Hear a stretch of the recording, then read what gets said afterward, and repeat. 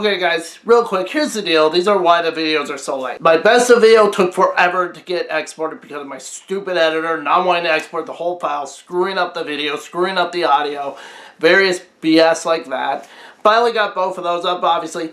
And then I get to the worst of video, and I have to now refilm part of that because of a stupid clip that got corrupted on the memory card. That's wonderful, isn't it? But yeah, that's why these videos are so late. I've been backed up, trying to get them all now. And so to save me a bit of time, I'm just going to talk about 4 movies right here. The 4 last movies I saw in January. I'm getting these videos done, guys. I got the editor working pretty well now, so just bear with me, okay? But anyways, here are my quick thoughts on The Fifth Wave, The Boy, Kung Fu Panda 3, and The Finest Hours. First, let's start off with The Fifth Wave, the latest young adult novel adaptation starring Chloe Grace Moretz and Mika Monroe, you know, the girl from It Follows, which was awesome seeing her in another movie. Unfortunately, this movie just didn't work a ton. The first, like, 30-40 minutes, I actually was getting into the film. I was invested. I was like, okay, this is kind of a cool, interesting alien invasion movie. Yeah, in some aspects it's been done before. It's not too original. It's not mind-blowing. It basically becomes Invasion of the Body Snatchers later on. However, it's still kind of cool. You know, I'm liking the setup. It's fine. And then it just dives down into the second half of the movie where it just follows the same tropes as the Divergent movies, as Maze Runner, as Hunger Games, etc. You know the tropes. Oh, look, the government's here to help us. Oh, wait, they're acting sketchy and they're recruiting all the kids for basically an army or whatever. We're not sure what exactly their motives are because they're still acting kind of creepy. And of course, we only recruit kids. We don't recruit adults for reasons they give half-assedly. You know, even though adults would totally be better fighters than the freaking kids, but whatever. But teenagers and young kids are the only ones who can fight. Again, Divergent. It literally was done in Divergent. You know, it had its good points. Chloe Grace Moretz, good actress. This is not a great role for her, and that's the problem. But she did what she could with the material. Mika Monroe, she was in It Follows, and she also does well here. She is honestly the best part of the movie, not just because she's attractive, but also she is a great actress. So it was great seeing that she's still getting roles. The problem really with this movie is the script. It's just so much like any other young adult novel movie, and it's just really disappointing. Would I be opposed to a sequel if they continue this series? I don't know as they will because the box office has not been kind to this movie. No, I guess not, as long as they get their stuff together and write it in a way where it's new and fresh and make it interesting. But yeah, I mean, not that I'm like itching for the sequel, but if they made it, I wouldn't complain because this isn't the worst thing ever at all. This probably isn't even the worst young adult movie. I still haven't seen the Percy Jackson movies, and I've heard those are terrible. Or hell, does Twilight count? I guess Twilight counts, so yeah, no, it's definitely not the worst. But as is, it's not the best start off to a series, so I'm going to give it 2 out of 5 stars. Alright, now on to my thoughts of the new killer doll horror movie, The Boy. Now, the horror genre has had quite a long history of killer doll movies.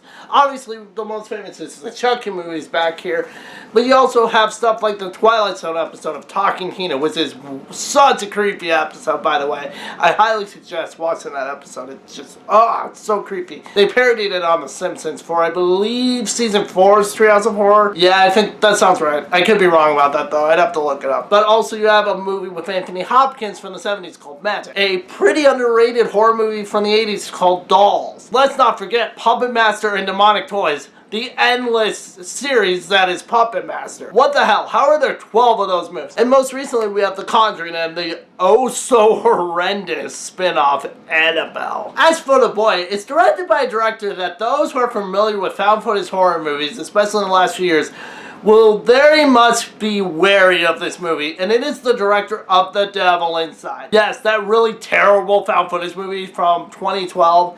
Yeah, the same guy. I don't know what he did. I don't know if he just took 4 years off to hone his craft, because it has been a while since he made a movie. That was his last movie, actually. But he did a much better job at writing this movie. This movie is creepy.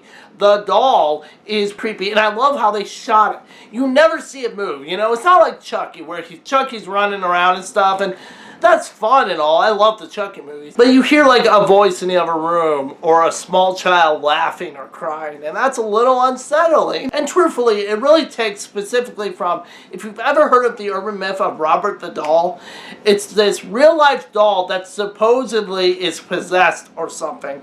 And you can actually go down to the Florida Keys to a museum there, and I'm forgetting the name of it, I'd have to look it up. But you can go down there and see it and take a picture with it. And it's this whole urban myth about this guy who owned it, and basically it, quote, came alive or something, and he cherished this doll, but then he died and the doll was passed on to someone else. And it's this crazy myth, guys. Check it out. It's pretty creepy. But anyway, it really comes off of that, of this weird doll that these old people own, and they believe it's their dead son's spirit in the doll come back to them, and that is really eerie. And it's quite well done. The main actress who plays the lead girl who's supposed to be watching the house is a good actress. Now I gotta say, there's nothing super original here. I mean, I think I've thought of like 5 movies this movie takes from. Burnt Offerings, the Black Christmas remake, to name a couple.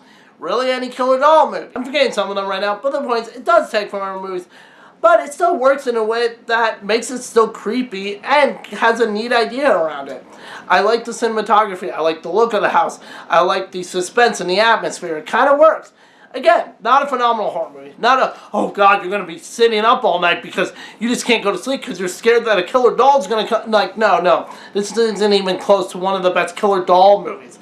However, it is a good movie, and I'm going to give it 3 out of 5 stars. Now on to The Finest Hours, which is a new Disney movie based on a true story about these 4 Coast Guards who have to rescue these people during a huge storm in the 50s on this ship that half of it's been taken out, just completely torn in half, so they can't go anywhere. They're basically stuck out there, and they're just drifting, trying to find land or anything.